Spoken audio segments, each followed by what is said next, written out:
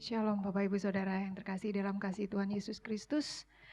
Pagi hari ini kita mau naikkan syukur kita bahwa atas kebaikan Tuhan saja kita boleh ada sampai saat ini. Kita mau naikkan pujian. Kita mau katakan bahwa Allah yang kita sembah adalah Allah yang setia. Haleluya.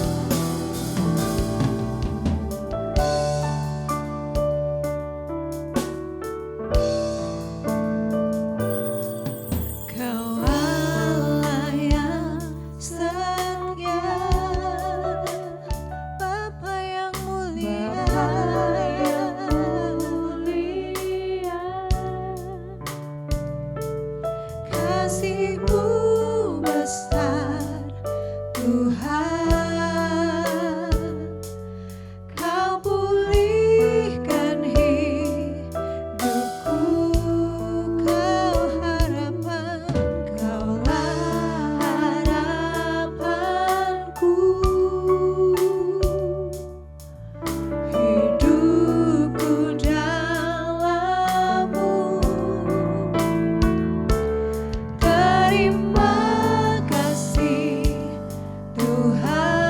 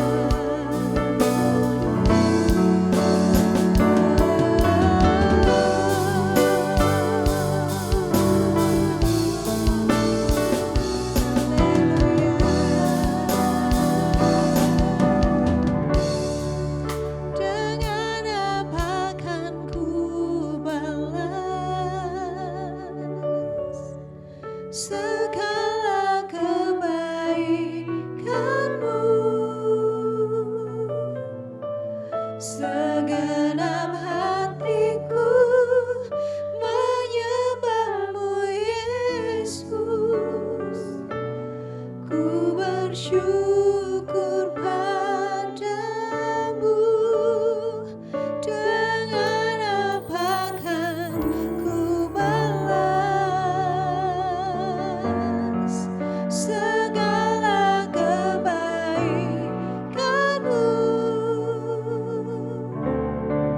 Segenap hatiku menyembahmu Yesus,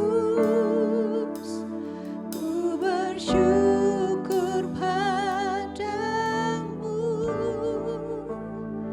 selamanya.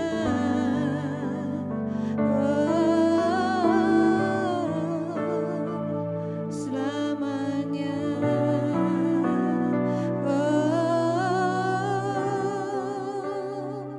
Selamanya. Terima kasih Bapa. Kami tahu Tuhan, tidak ada yang bisa kami lakukan selain kami menyembah Engkau.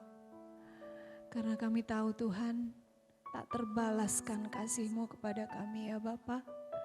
Hingga saat ini Tuhan kami boleh ada. Kasih karunia-Mu saja yang boleh melingkupi kehidupan kami ya Tuhan. Ini kami ya Tuhan. Kiranya Tuhan Allah bertahta atas setiap kami. Untuk kami boleh layak memuji memuliakan nama Engkau. Untuk kami boleh layak memuliakan dan meninggikan Engkau ya Bapa. Terima kasih Bapa. Kami percaya Tuhan ada di tengah-tengah kami. Kami percaya Roh Kudus-Mu ada dalam setiap kehidupan kami. Terima kasih Bapa, kami akan memulai ibadah kami pagi hari ini hanya di dalam nama Tuhan Yesus Kristus. Kiranya Tuhan Engkau menyertai ibadah kami dari awal sampai pada akhirnya. Di dalam nama Tuhan Yesus Kristus kami sudah berdoa dan kami boleh mengucap syukur. Haleluya, haleluya, amin. Shalom Bapak Ibu. Dan bila setiap kita dalam kehidupan kita saat ini, Tuhan boleh tetap menyertai kehidupan kita. Karena apa yang terjadi dalam kehidupan kita, semua oleh berkat kasih karunia yang Tuhan sudah berikan dalam kehidupan kita. Maka dari itu kita harus memuji, memuliakan nama Tuhan. Apapun yang terjadi dalam kehidupan kita, kiranya sukacita itu tetap ada. Kita mau katakan bahwa Tuhan adalah Raja yang mulia. Haleluya.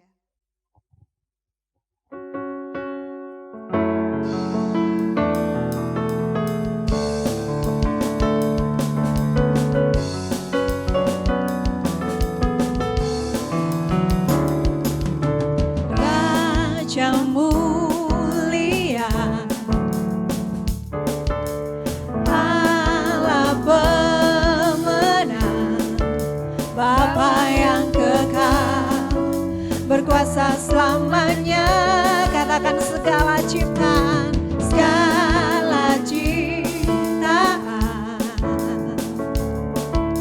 sujud menyembah bagi yang mulia, berkuasa selamanya. Kaulah Tuhan, kaulah Raja, surga bumi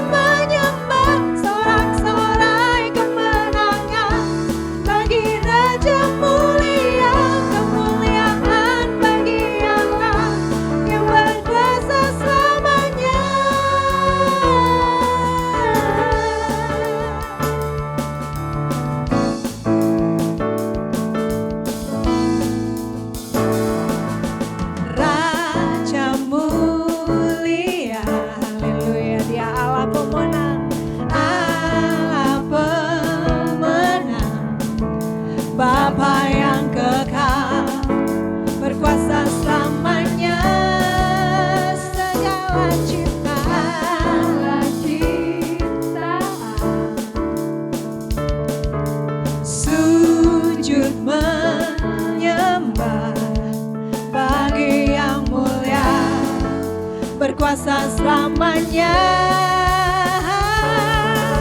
Kaulah Tuhan, kaulah Raja, surga bumi menyembah, sorak-sorai kemenangan bagi Raja mulia, kemuliaan bagi Allah yang berkuasa selamanya.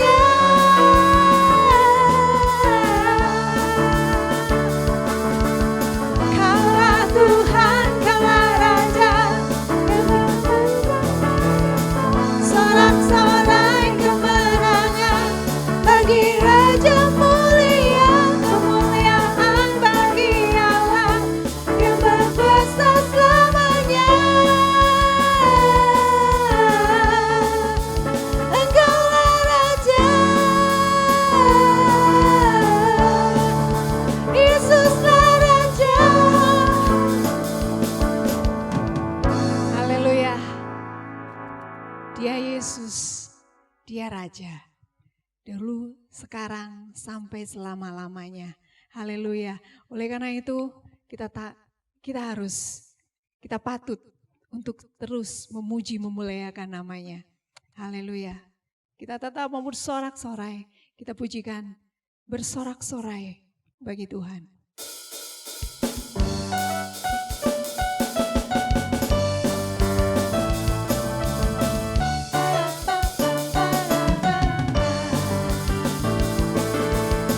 Bersorak-sorai, muliakan namanya. Dia berperang ganti kita. Mari bertepuk tangan. Bertepuk tangan, muliakan namanya. Dia selamatkan jiwa kita. Satu-satunya penebus. Kalahkan maut, bangkit dan hidup. Tuhan yang memberi kemenangan bersama kita, di dalam kita. Masuk dalam kemuliaannya, Dia perlindungan dan pengharapan.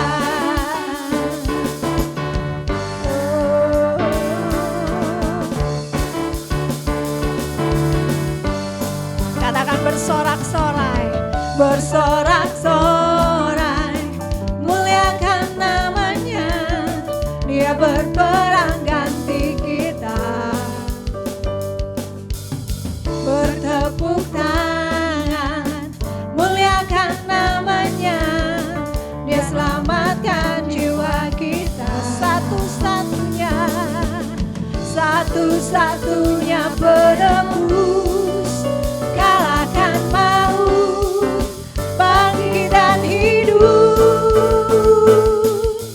Tuhan yang memberi kemenangan bersama kita, di dalam kita. Masuk dalam kemuliaannya. Dia perlindungan dan pengharapan.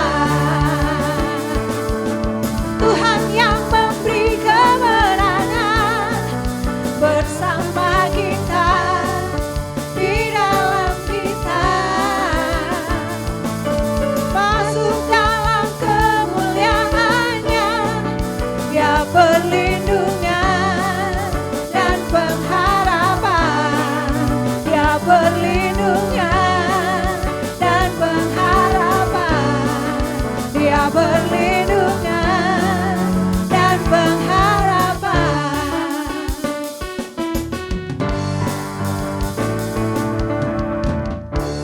Haleluya. Dia sanggup melindungi kita karena Dia adalah Tuhan yang sanggup memberi kita harapan. Haleluya. Kita akan dengarkan firman Tuhan. Kita mau siapkan hati kita bahwa dalam kehidupan manusia kita membutuhkan Tuhan. Bukan Tuhan yang membutuhkan kita, tapi kitalah yang butuh Tuhan. Biarlah ini boleh menjadi kerinduan yang paling dalam kehidupan kita. Selayaknya rusa yang haus akan sungai Tuhan, dan biarlah hati kita pun haus akan Tuhan.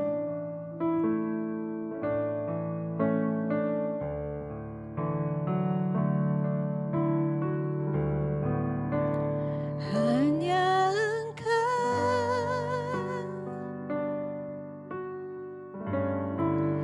pribadi yang mengenal hatiku.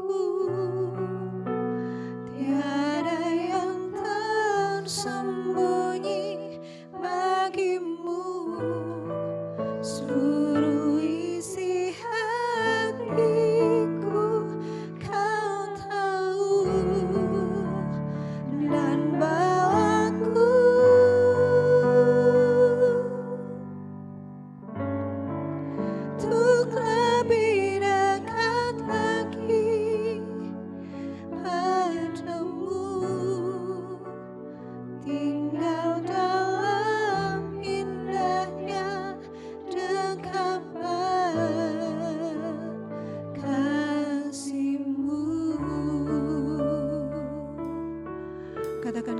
seperti rusa yang haus akan sungai Tuhan.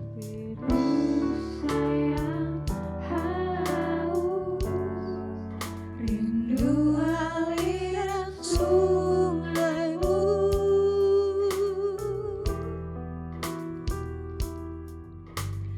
hatiku tak tahan menunggumu,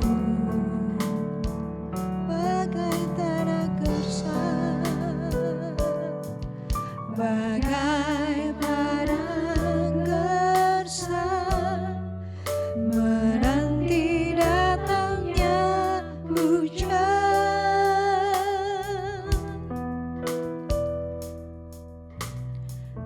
Begitupun jiwaku, Tuhan.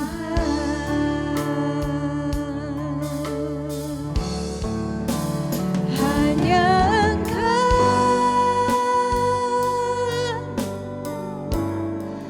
pribadi yang mengenal hatiku, tiada yang tersembunyi bagimu. Seluruh isi hatiku Kau tahu, dan bawaku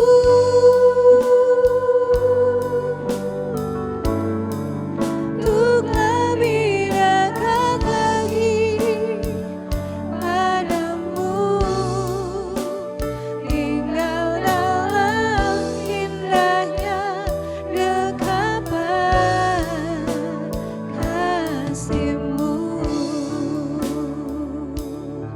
Katakan dengan sungguh-sungguh, kita rusa yang rindu Tuhan. Rusa yang haus, rindu aliran sungaimu,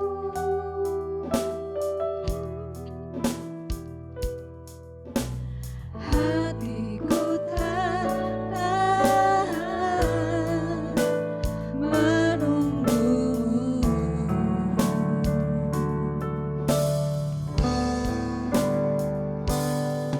bagai padang gersang, menanti datangnya hujan.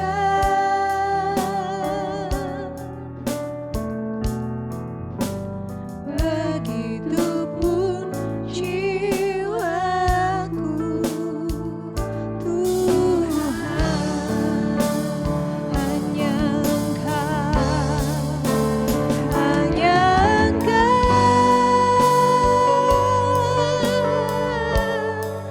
pribadi yang mengenal hatiku, tiada yang tersembunyi bagimu. Seluruh isi hatiku Kau tahu, dan bawaku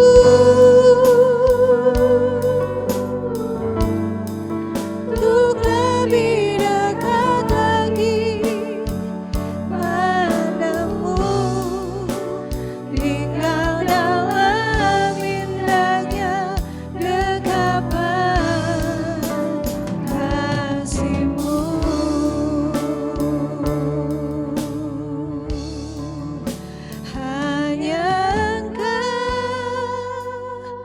Hanya Engkau Tuhan, pribadi yang mengenal kami ya Bapa.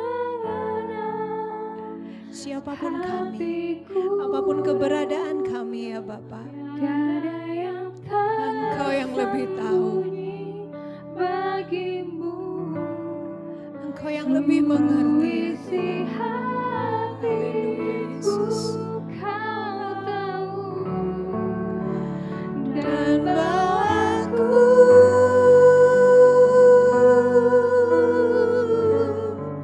untuk lebih dekat lagi padamu, tinggal dalam indahnya dekapan kasih-Mu.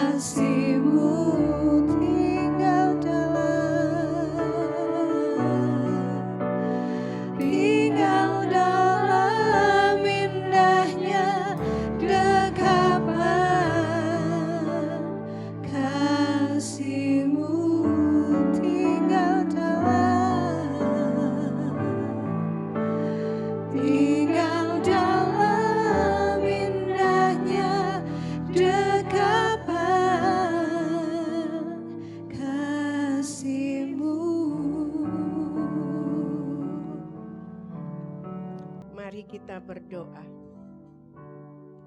Segala puji, segala hormat bagi Engkau Bapa yang ada di dalam surga. Saat ini kami boleh berada di dalam hadirat-Mu. Dan kami tahu Engkau juga ada di tengah-tengah kami pagi ini.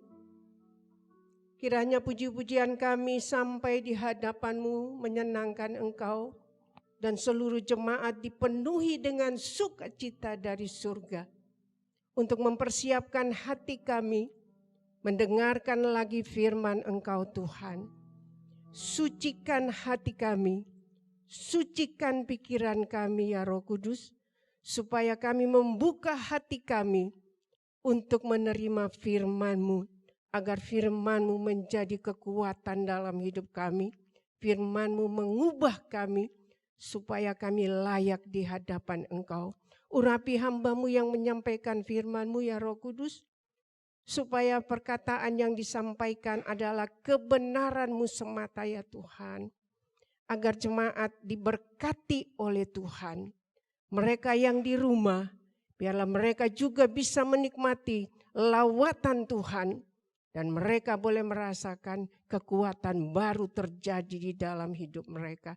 Terima kasih pertengahan ibadah sampai selesainya.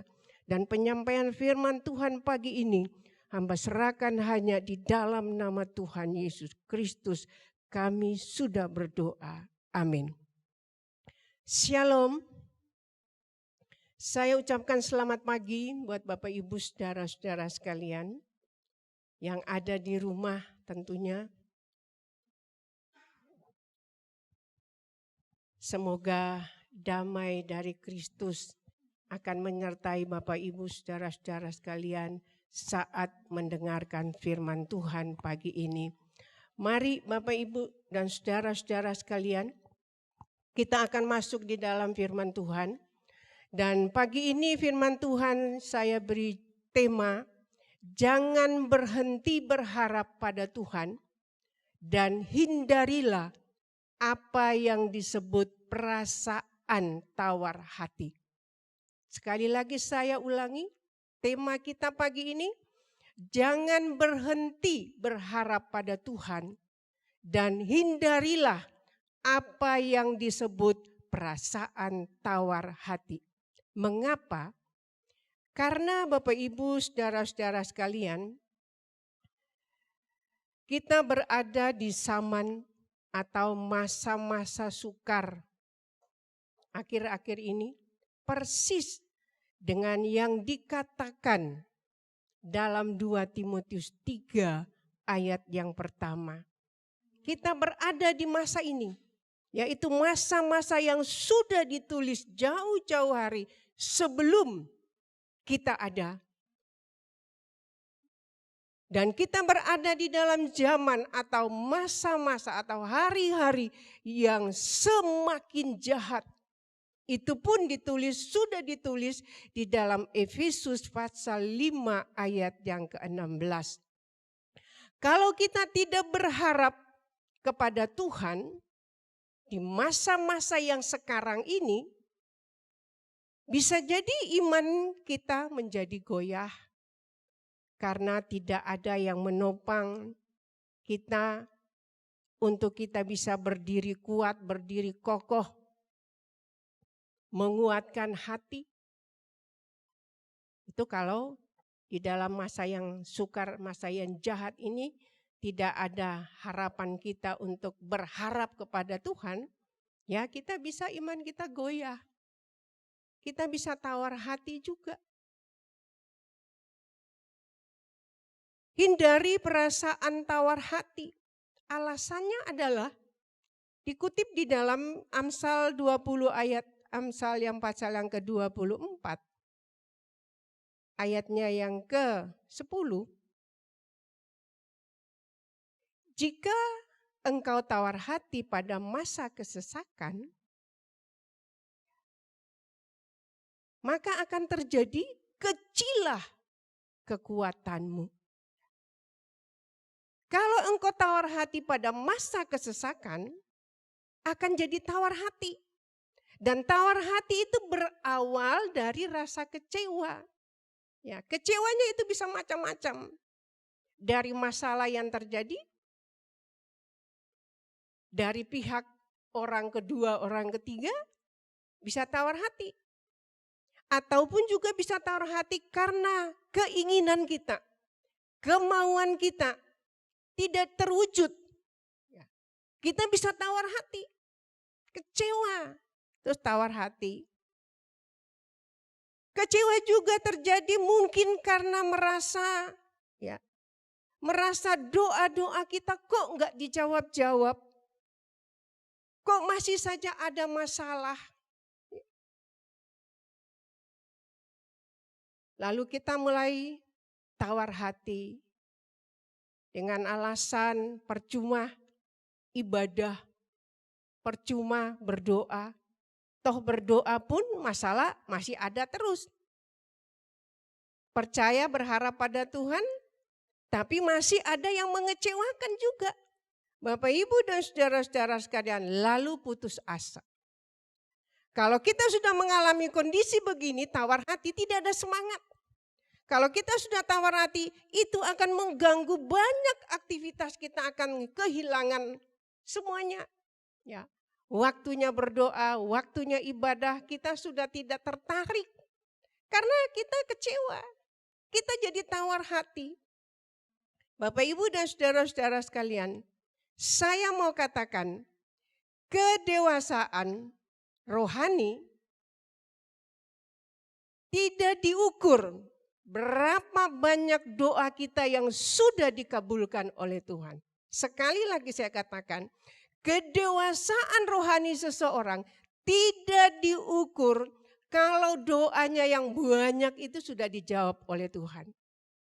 Ya, Bapak, Ibu, dan saudara-saudara sekalian, tidak diukur dari situ. Tetapi kedewasaan rohani adalah jika kita diuji kesabaran kita. Ketika seseorang ditantang, seberapa jauh sih ia akan tetap tekun berdoa? Seberapa jauh sih dia akan tetap terus beribadah? Seberapa jauhnya kesungguhan dia dalam pelayanan, tetap setia dalam pelayanan? Tertantang dengan kondisi-kondisi yang ada itu.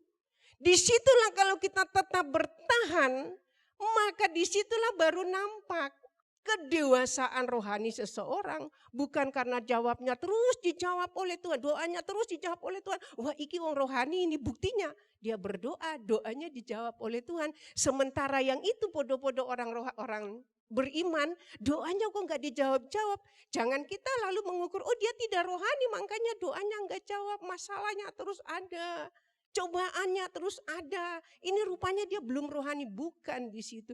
Justru dengan Allah tidak segera atau belum menjawab doa-doanya, Allah mengizinkan ujian cobaan itu datang kepada kita untuk kita membuktikan sampai di mana kedewasaan rohani kita yang membuat kita bisa bertahan.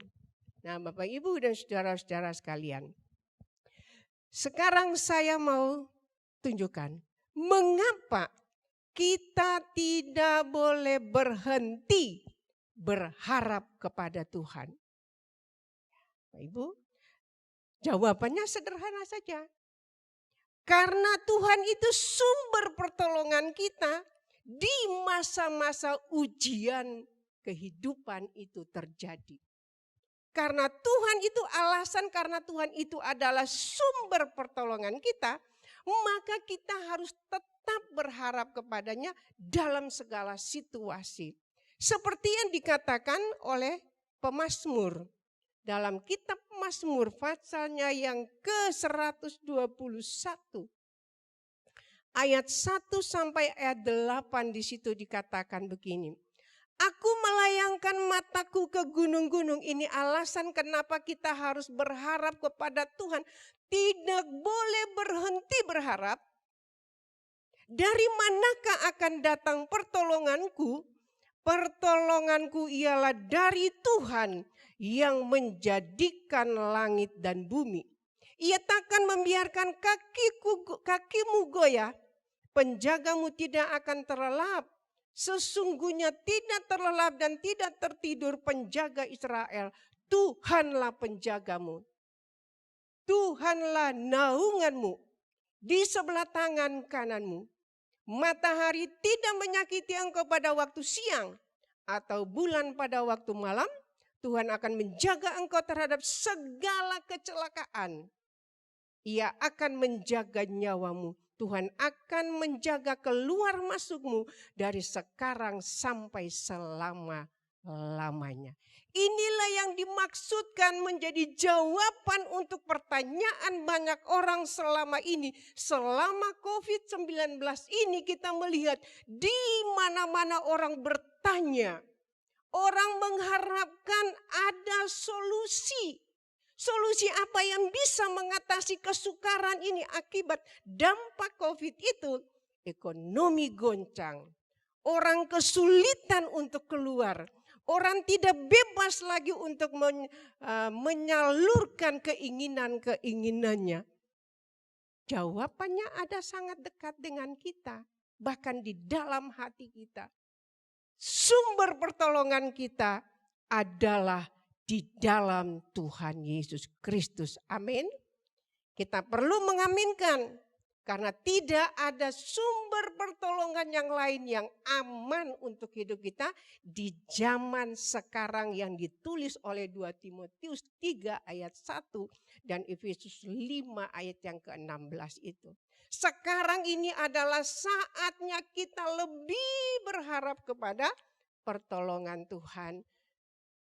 Banyak sekali kata-kata di dalam Alkitab yang mengatakan Tuhan itu sumber pengharapan.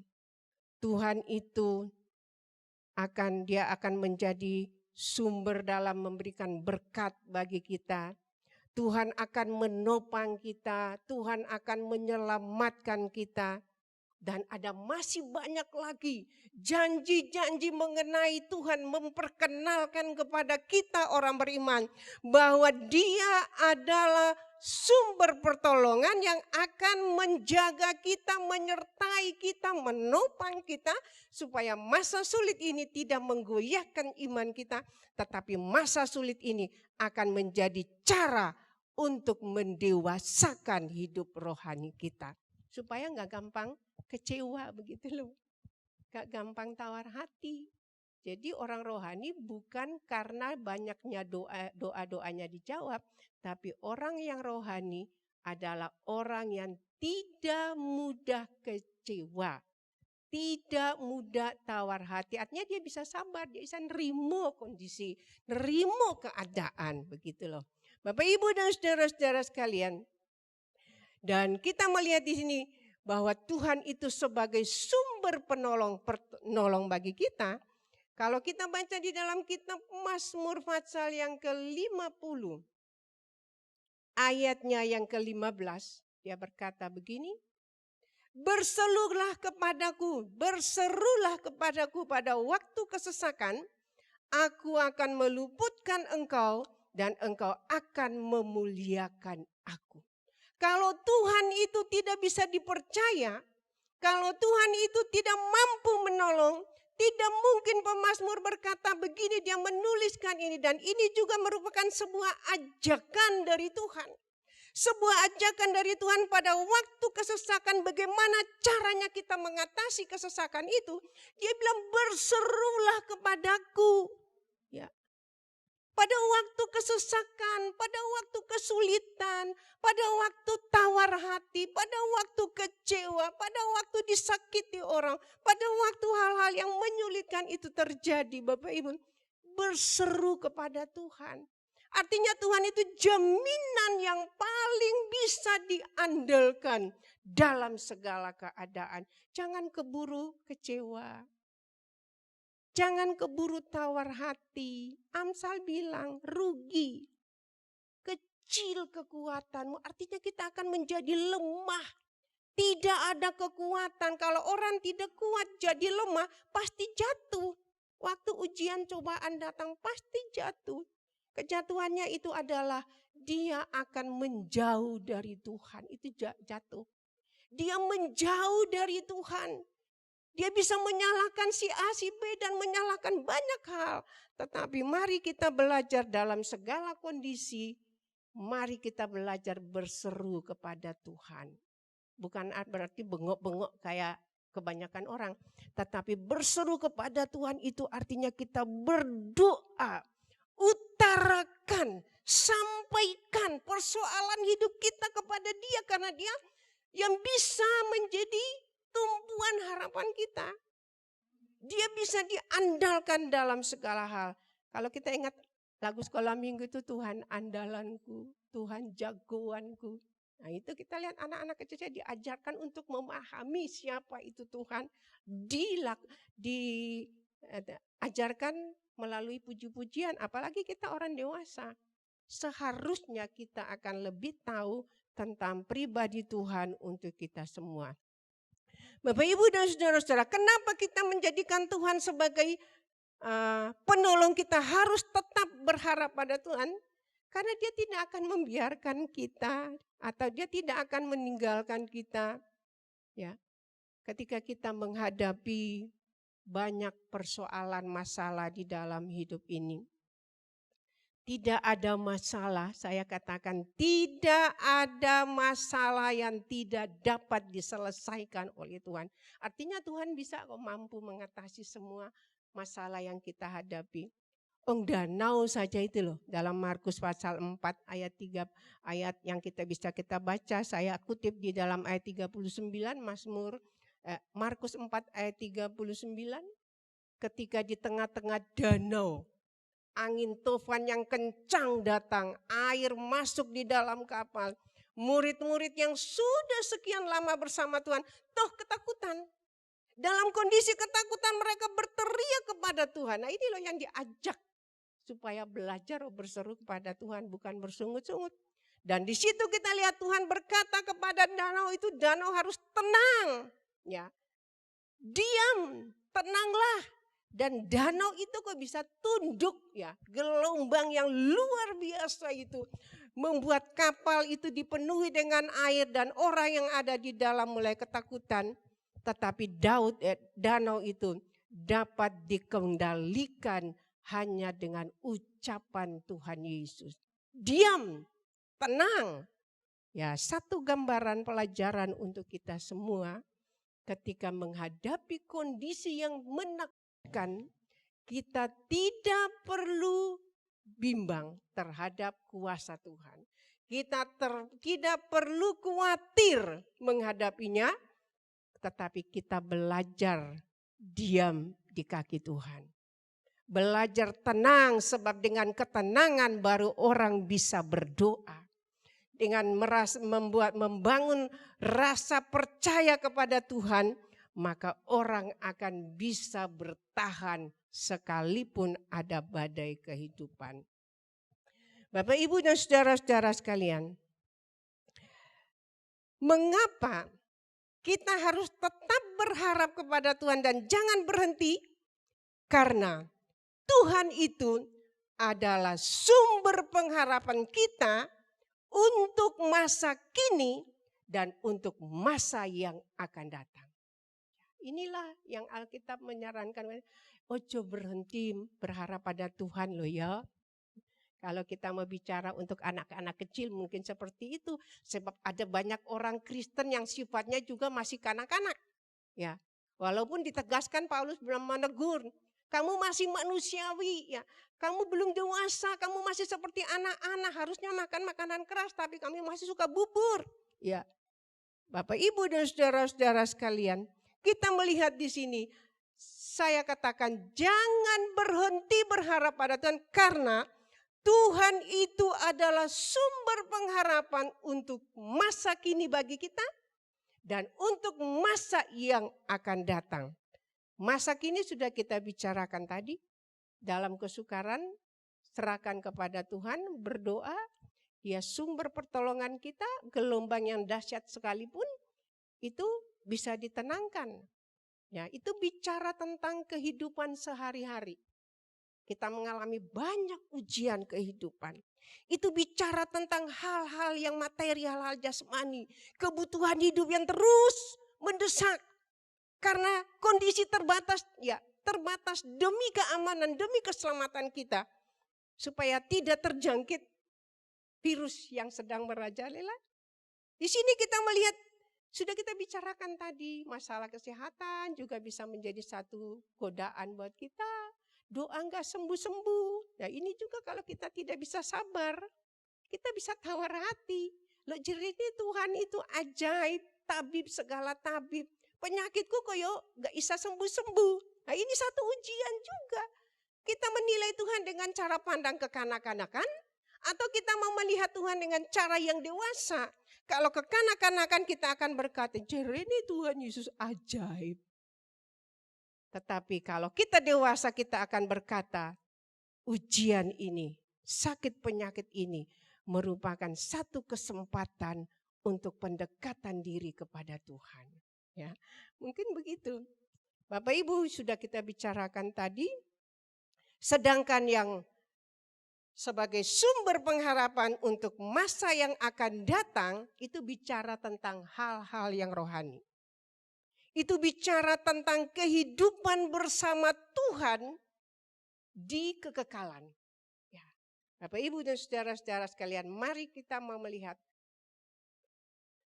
Kita buka dalam 1 Yohanes pasal 3 ayat 1 sampai ayatnya yang ketiga. 1 Yohanes pasal yang ketiga ayat 1 sampai 3 berbunyi demikian.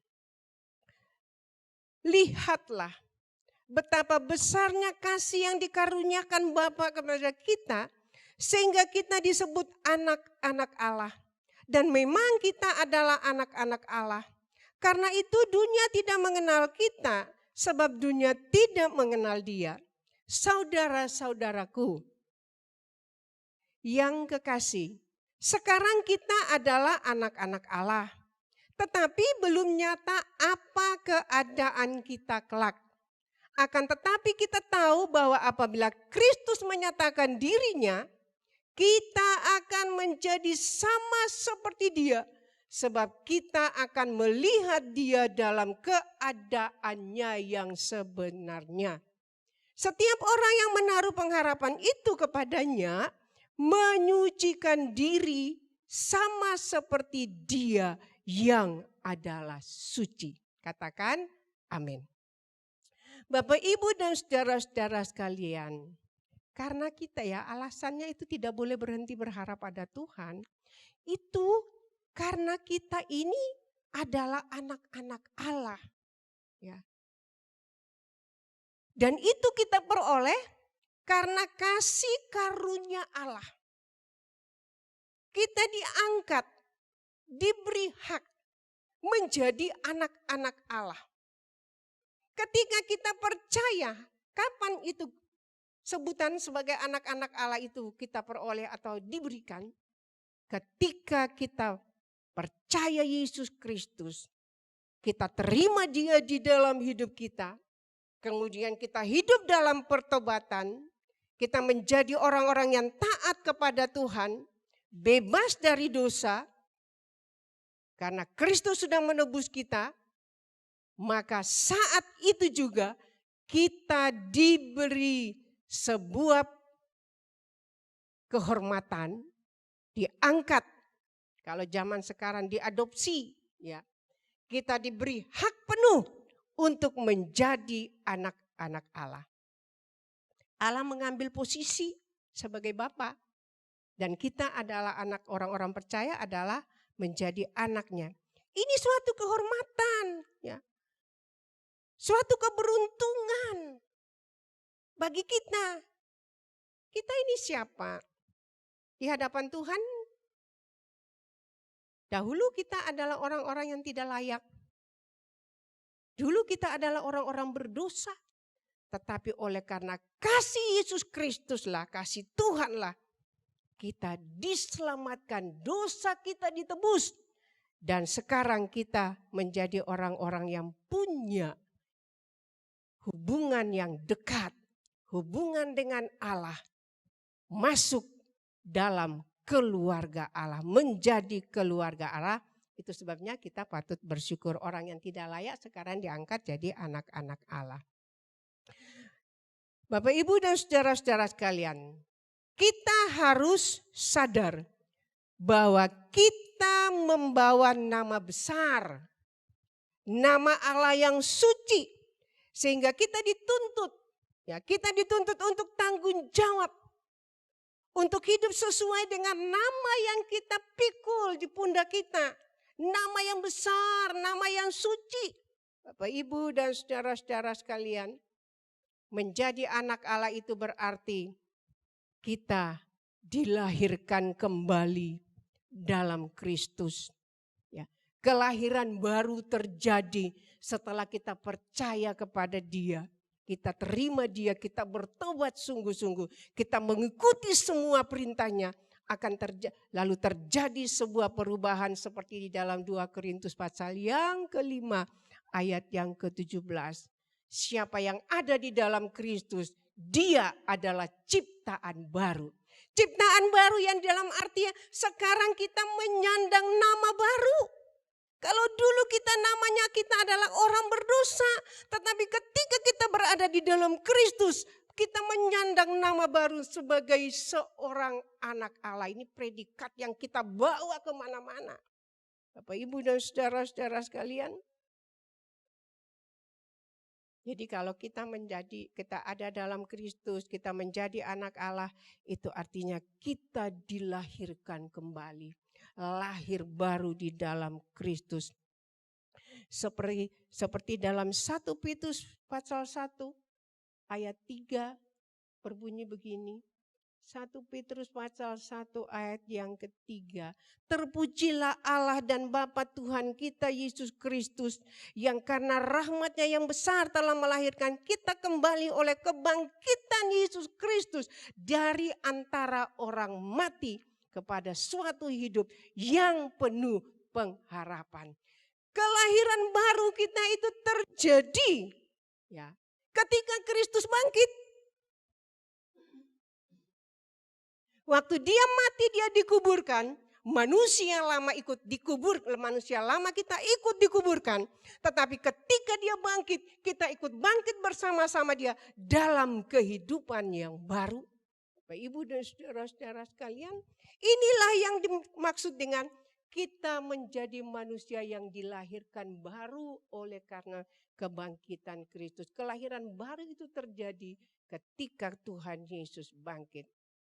Bapak, Ibu, dan saudara, Kristus yang datang mendekati manusia. Sehingga kita boleh merasakan bagaimana kedekatannya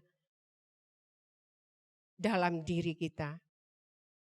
Bapak, Ibu, kalau kita menjadi anak-anak Allah, pasti ada tantangan baru, Ada tantangan baru pasti terjadi, Menjadi orang Kristen saja itu loh, dihujat, dibenci, diintimidasi. Tetapi ini merupakan sebuah hal yang tidak boleh kita menyerah. Kondisi seperti ini tidak boleh menyerah. Sebab apa? Sebab kita adalah orang-orang yang punya pengharapan kepada Tuhan. Tantangan ini tidak boleh membuat kita menoleh ke belakang. Menjadi anak Allah ada tantangan baru. Disinilah yang menjadi akar persoalan. Akan menentukan nasib kita sebagai orang-orang yang memakai sebutan anak-anak Allah. Tantangan ini merupakan akar persoalan baru bagi kita yang mendapat sebutan sebagai anak-anak Allah. Karena kalau kita perhatikan dalam 1 Yohanes 3 ayat yang kedua yang sudah kita baca tadi. 1 Yohanes 3 ayat yang kedua masih berada di sekitar itu. Janganlah, 1 Yohanes 3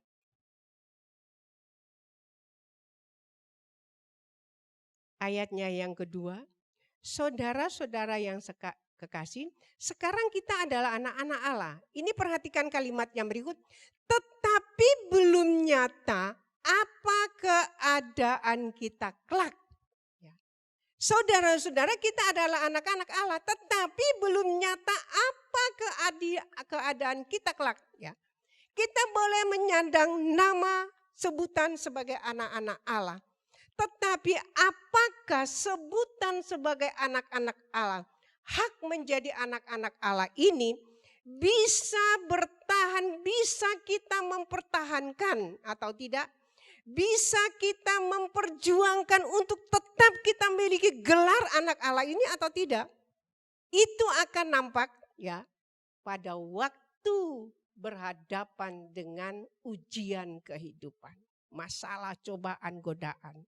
Kalau orang tidak tahan godaan, orang tidak bertahan dicobai, maka dia akan lepas dari imannya dan gelar itu, sebutan itu, hak anak Allah itu akan dicabut, akan dicoret. Makanya Yohanes mengingatkan, iyo sekarang diangkat jadi anak Allah itu langkah awal.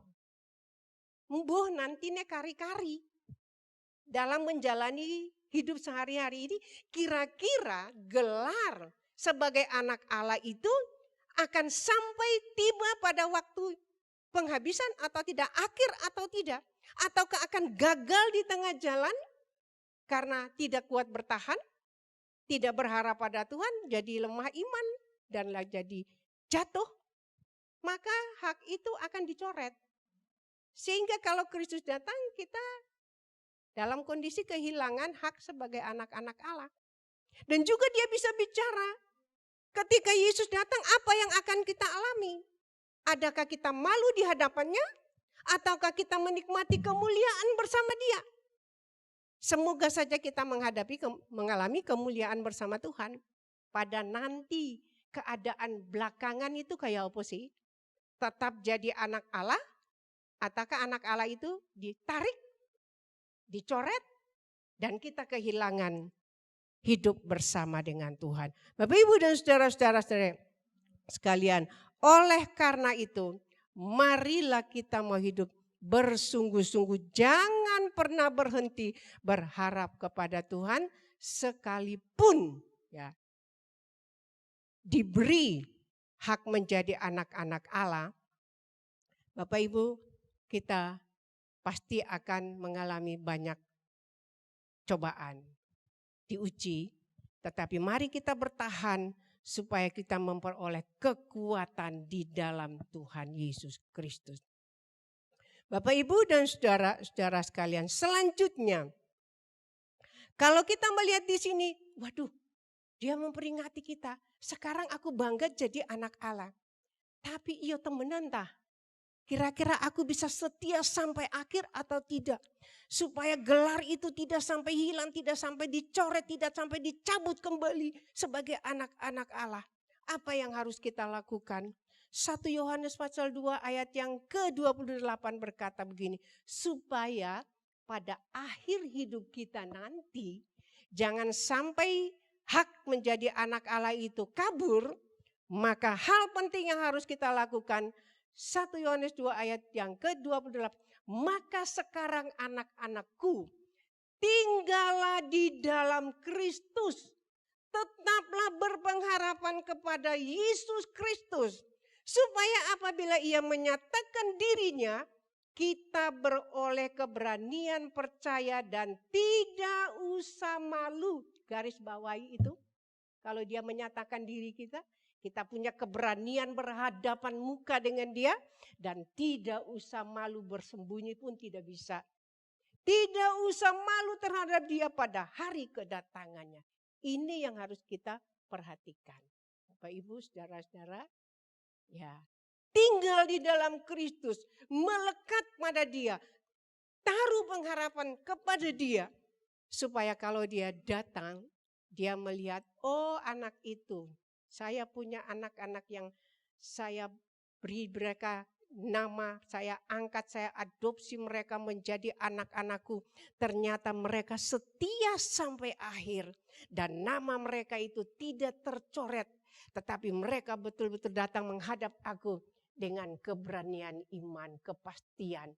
Punya kepastian iman bahwa saya bertemu dengan Bapakku yang ada dalam surga. Ini harus kita perjuangkan tentunya. Dan selanjutnya sedikit lagi saya tambahkan, jangan berhenti berharap kepada Tuhan. Itu juga berarti Bapak Ibu dan saudara-saudara sekalian, karena Kristus akan datang kembali. Karena Kristus akan datang kembali. Dilihat di dalam ayat yang selanjutnya dalam pasal yang ketiga itu tadi, ayatnya yang kedua, masih tetap yang sama, bahwa apabila Kristus menyatakan dirinya, kita akan menjadi sama seperti Dia, sebab kita akan melihat Dia dalam keadaannya yang sebenarnya. Artinya ada sebuah peristiwa yang akan terjadi, Yesus akan datang kembali, dan di situ akan ada satu acara tatap muka. Tatap muka kita lihat di TV. Tetapi tatap muka ini bukan melihat penonton di TV, tetapi kita melihat Yesus yang datang dan Dia akan mewawancarai kita. Oh Rek, selama ini ikut Tuhan, kamu pernah tawar hati ya? Kamu pernah putus asa? Kamu tinggalkan aku ah? Kita bertatap muka dengan Tuhan. Makanya Dia bilang jangan berhenti berharap. Karena untuk bertatap muka dengan Tuhan, kita butuh kekuatan ekstra. Kita butuh semangat. Kita butuh satu perjuangan. Tatap muka. Ya, kalau kita bertatap muka ternyata ada cacat celah di dalam hidup kita. Kita malu sebab kita melihat Yesus dalam kemuliaan. Bapa kita yang sangat baik memperjuangkan keselamatan kita. Kenapa kita sia-siakan dan akhirnya kita harus malu? Dia bilang jangan. Sekarang kamu harus mempersiapkan diri supaya tidak malu di kemudian hari. Inilah yang dijanjikan supaya kita tidak tawar hati, tidak sampai kecewa. Ya, kita harus sadar Tuhanku akan datang. Ada acara tatap muka, ya, ada acara tatap muka yang tidak bisa dihindari. Bagaimana kita harus persiapkan diri? Apakah kita melihat Tuhan sebagai hakim yang kejam, ataukah kita melihat Tuhan sebagai Bapa yang penuh kasih untuk kita? Mari sekarang setialah kepada Tuhan dan tanggung jawab kita atas hak sebagai anak Allah adalah di dalam ayat yang ketiga. Setiap orang yang menaruh pengharapan itu kepadanya menyucikan diri sama seperti Dia yang adalah suci. Ini hal yang harus kita perhatikan. Setiap orang yang menaruh pengharapan tatap muka, setiap orang yang menaruh pengharapan hidup bersama dengan Allah dalam kekekalan harus menyucikan diri dari semua hal yang berbau dosa. Segala nafsu dunia, segala keinginan daging harus dimatikan. Dimatikan, dibunuh, jangan biar dia hidup merajalela kayak COVID-19. Tapi itu harus dimatikan semua keinginan daging dan hidup suci di hadapan Allah.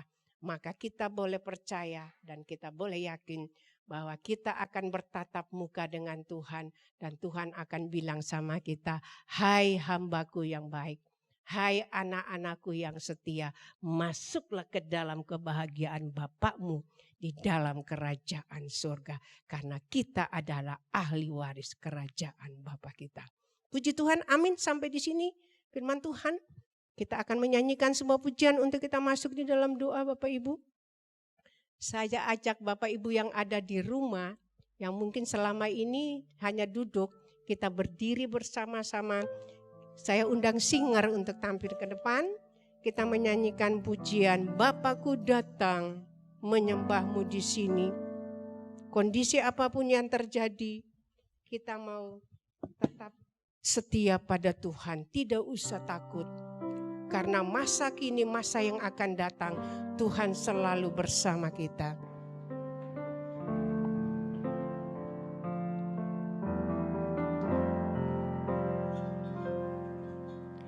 Bapakku datang menyembahmu di sini, ku percaya kau ada bagiku. Bapakku datang, Bapakku datang menyembahmu di sini, ku percaya kau ada bagiku.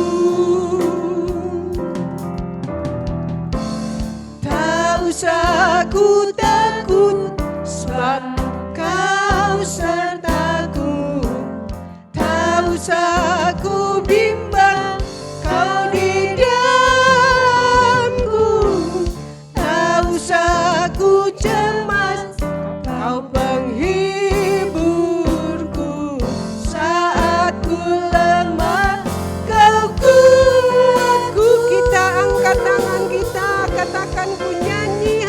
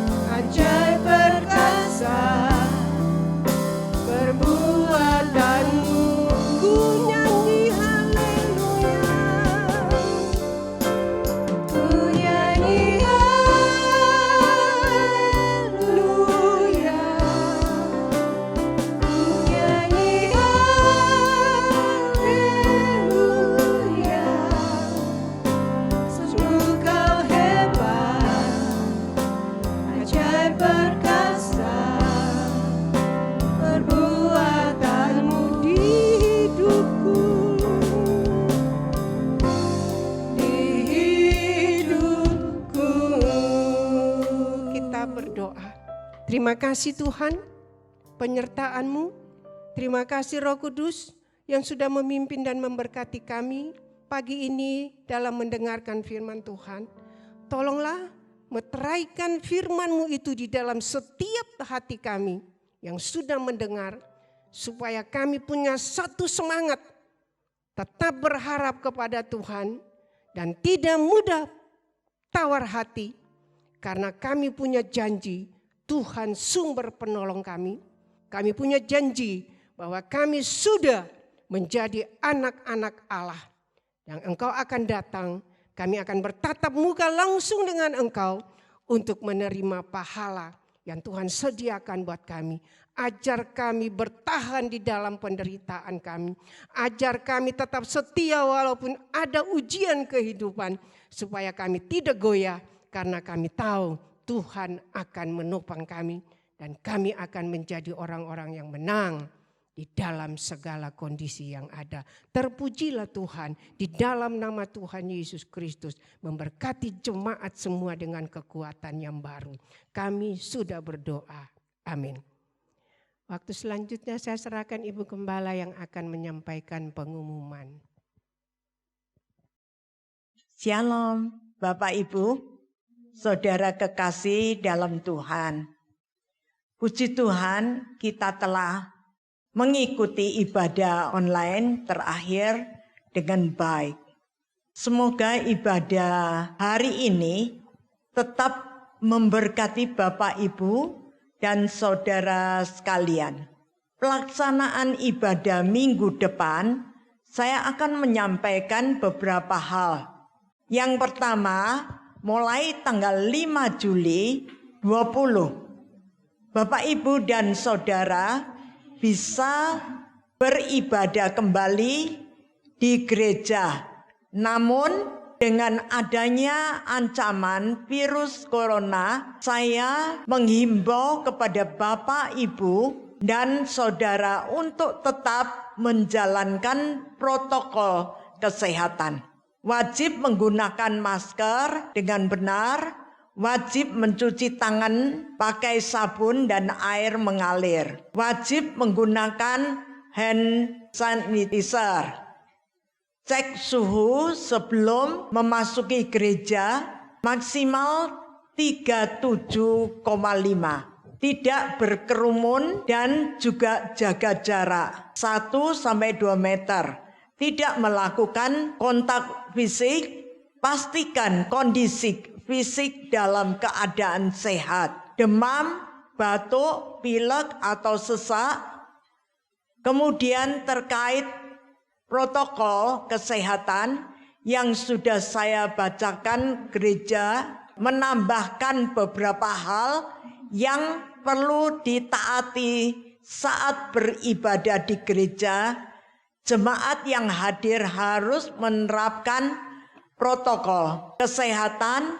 Jemaat wajib hadir dengan membawa kartu jemaat.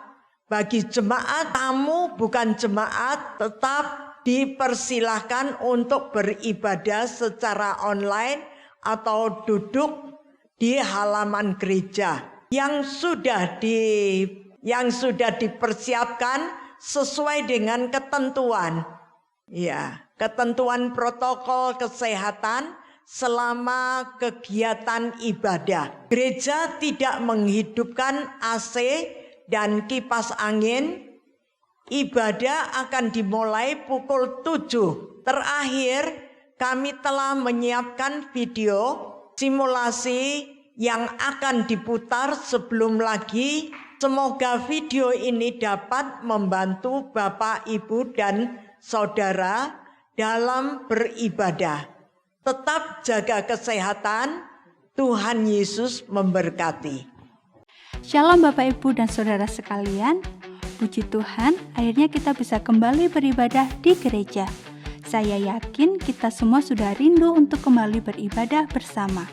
Namun, karena kita masih berada di masa yang berbahaya karena adanya corona, maka dalam video ini akan menjelaskan tentang tata cara beribadah di gereja untuk mengurangi resiko penularan. Namun sebelumnya mari kita simak tips memakai masker berikut ini. Pakailah masker dengan benar. Pakailah hingga menutupi hidung dan mulut. Jangan memakai masker di leher atau hanya menutupi mulut. Dan juga pakai masker dari rumah selama perjalanan ke tempat ibadah, saat di tempat ibadah, dan saat pulang ke rumah. Selanjutnya, untuk memasuki gedung gereja, Bapak, Ibu, dan Saudara bisa melalui gerbang sebelah timur. Usahakan untuk mengisi tempat parkir di bagian dalam terlebih dahulu. Dan perlu diingat, jangan ada kontak fisik yang terjadi. Biasanya, kita berjabat tangan bila bertemu. Namun di masa new normal ini, jangan lakukan kontak fisik dahulu ya. Tetap jagalah jarak satu sama lain, minimal 1 hingga 2 meter agar tetap aman. Karena itu, kami telah membuat tanda di lantai sebagai patokan berdiri Bapak, Ibu, dan Saudara selama mengantri. Selanjutnya, Bapak, Ibu, dan Saudara akan diarahkan pada tempat cuci tangan yang berada di depan gereja. Cucilah tangan dengan sabun dan air mengalir minimal 20 detik. Dan akan ada petugas yang membantu Bapak, Ibu, dan Saudara untuk membuka keran air.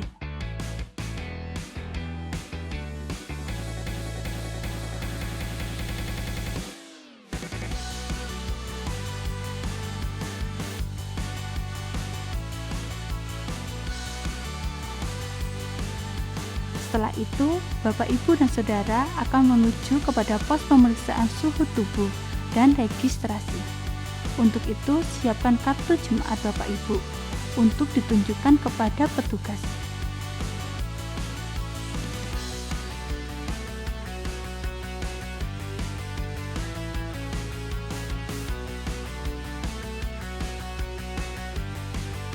Lalu Bapak, Ibu, dan Saudara akan diperiksa suhu tubuhnya. Bila suhu tubuh Bapak Ibu di bawah 37,5 derajat Celcius, maka petugas memperbolehkan untuk memasuki gedung ibadah. Jika di atas 37,5 derajat Celcius, dengan berat hati, petugas tidak memperbolehkan untuk memasuki gedung ibadah.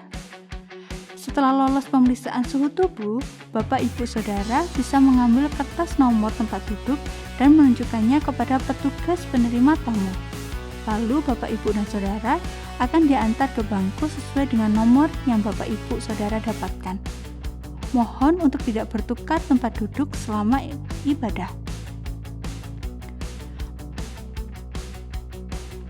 Lalu Bapak, Ibu, dan Saudara bisa mengikuti ibadah dengan sukacita. Setelah selesai beribadah, pemimpin pujian akan memandu Bapak, Ibu, Saudara untuk keluar gedung secara bergantian.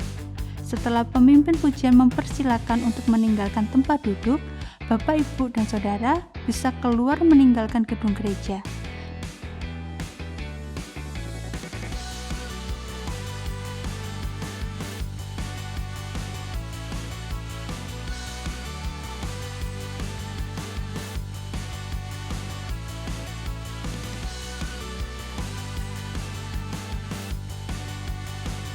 Pastikan tangan Bapak, Ibu, dan Saudara disemprot dengan hand sanitizer oleh petugas.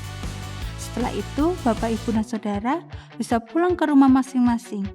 Dan tetap ingat untuk tetap menjaga jarak dan tidak berjabat tangan saat berada di parkiran.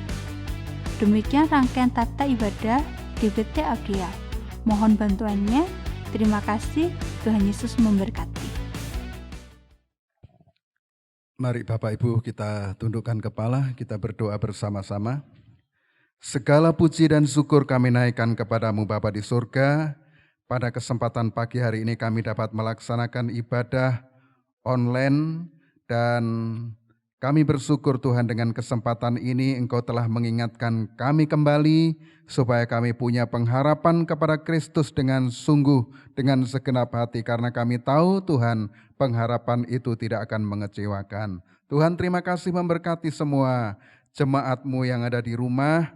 Biarlah mereka setia, tetap setia kepadamu dalam mengiring kepadamu Tuhan. Sekalipun situasi dan kondisi yang saat ini masih belum stabil, tapi kami berdoa supaya Tuhan terus menolong agar kondisi ini segera dipulihkan kembali ya Tuhan. Terima kasih Bapa di surga, kami menyerahkan dalam tangan-Mu dan semoga minggu mendatang kami bisa ibadah seperti apa yang telah diumumkan, bisa dijalani bersama-sama dan kami bisa kumpul kembali beribadah sekalipun kami harus tetap mentaati aturan pemerintah yaitu tetap seperti apa yang dicanangkan oleh pemerintah, tetap menjaga protokol kesehatan, mematuhi protokol kesehatan sehingga kami tetap dalam kondisi baik dan sehat. Tuhan terima kasih memberkati semua jemaat-Mu agar mereka semua diberkati oleh Tuhan dalam tiap usaha pekerjaan mereka, rumah tangga mereka, kesehatan mereka,